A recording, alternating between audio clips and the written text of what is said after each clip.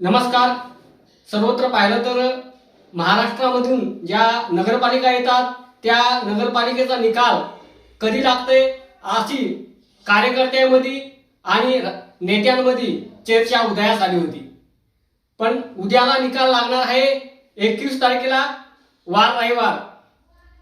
तर सर्वत्र पाहिलं तर परभणीच्या सोनपेठमध्ये नेमकी काय दिशा आहे, थोडक्यात आपण दिशा सांगणार आहोत की जेणेकरून की 25 वर्षाची सत्ता असणारे राष्ट्रवादी काँग्रेसचे चंद्रकांत राठोड आणि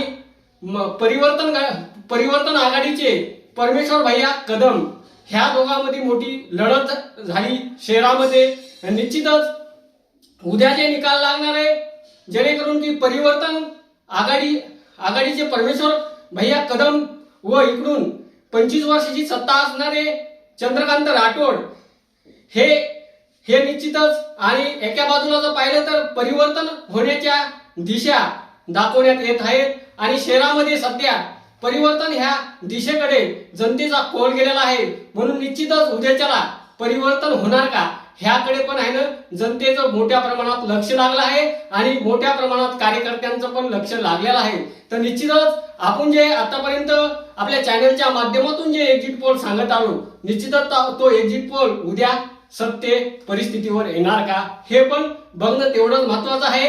आणि उद्या जे परिवर्तनच्या नगरसेवक पदाच्या जे जागा आहेत त्या जास्तीत जास्त प्रमाणात येण्याची शक्यता दिसत आहे. आणि जेणेकरून की 25 वर्षाची जी सत्ता असणार आहे चंद्रकांत राठोड हे निश्चितच त्यामध्ये पिछाडीवर राहतील का हे पण बघणं महत्वाचं आहे. आणि परमेश्वर भैया कदम हे आघाडीवर राहतील का हे पण पाहणं महत्वाचं आहे. मित्र हो, निश्चितच तुम्ही आमचं चॅनल पाहत असताल तर आमच्या चॅनलला सबस्क्राईब करा आणि पेजला फॉलो करा. मी महादेव नरोटे, आपण पाहताय महाराष्ट्र न्यूज सोनपेठ.